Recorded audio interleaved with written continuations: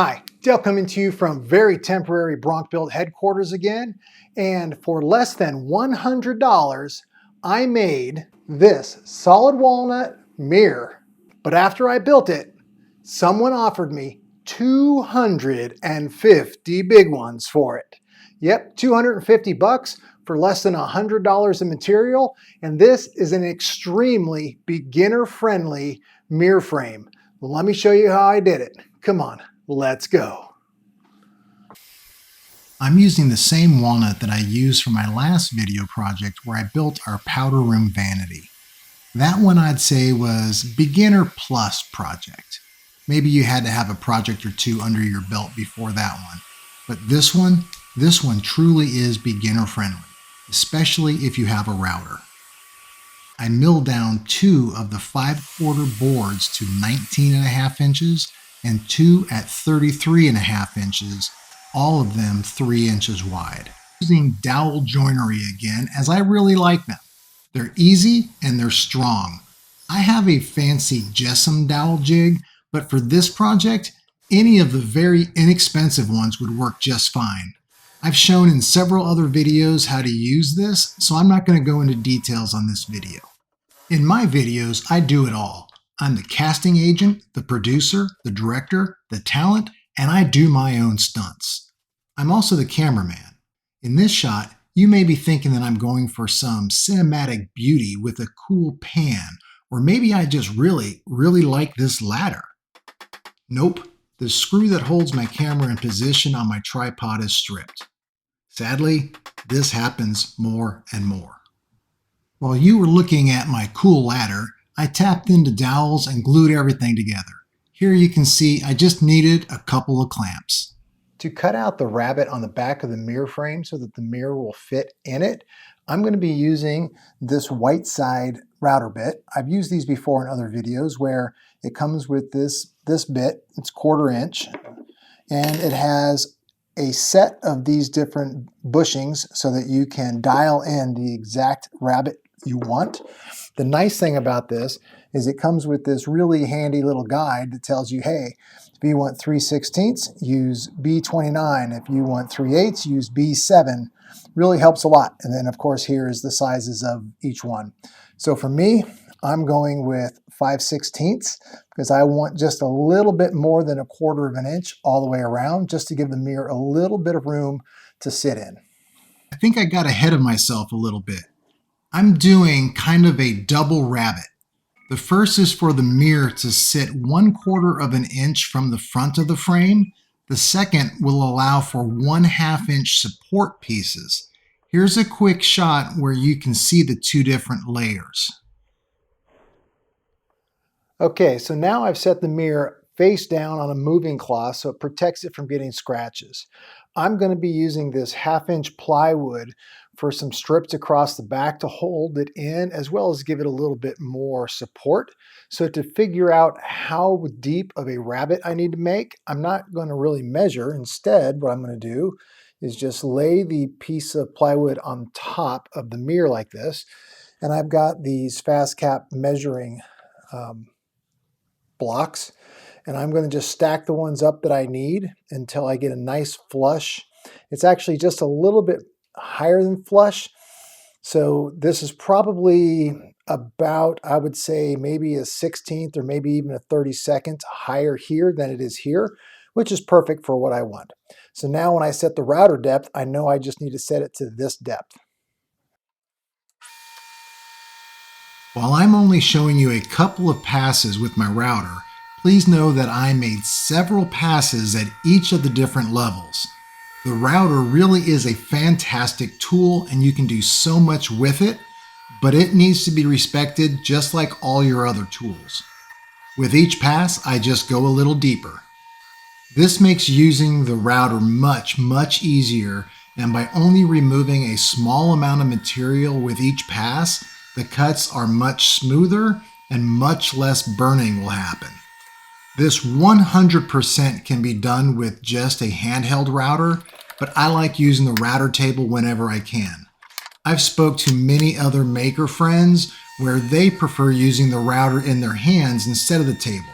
It's just personal preference, and I much prefer using the table whenever I can. Also, while this may look tricky or complex, it is not. Making these rabbet cuts with the router are pretty basic, and I hold strong that this is a really great project for a beginner. Again, just respect the router and maybe do a couple test cuts so you know how the router feels and behaves.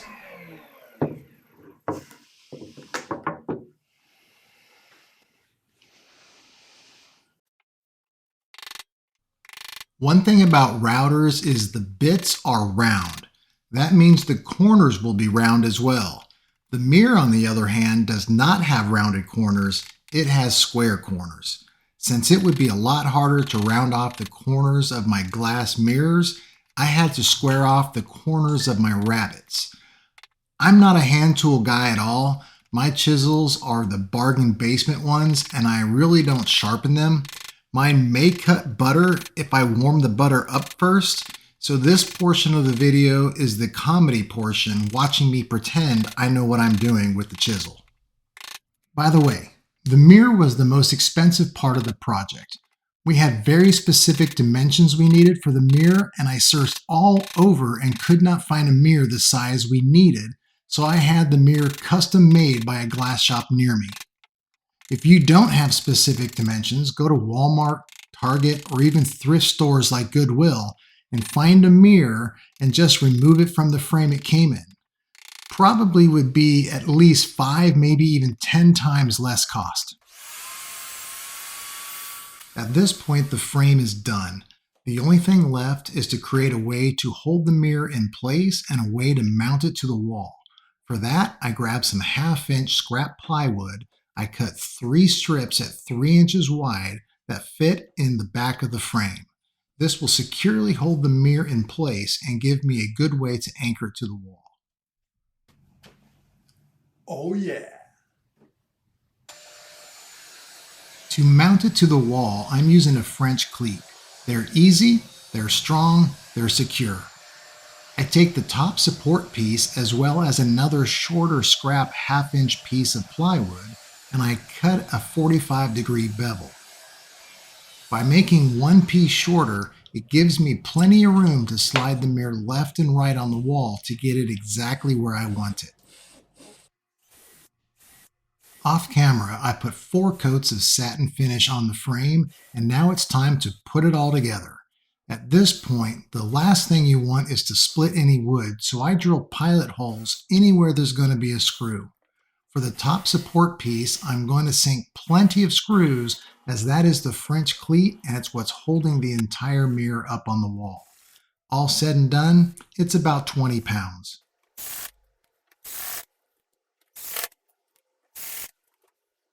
Installing with a French cleat on the wall is pretty easy. You really want to make sure that you anchor to as many studs as you can, even if that's just one. I'm back on site in our powder room, and just like when I installed the Vanity, I apologize for the poor lighting and sound. I am only able to anchor this to a single stud. I'll need to use drywall anchors for the other points. To get things lined up, I found the best way is to locate the stud and mark it with painter's tape. Go ahead and install the cleat level on the one stud. From there, you drill a pilot hole, or 2 in my case, through the cleat into the wall. This way you have perfectly lined up the drywall anchor locations. Now remove the cleat from the wall and insert the drywall anchors. Now loosely reattach the cleat to the wall with the screw into the stud. Line up the drywall anchor screws and tighten everything down.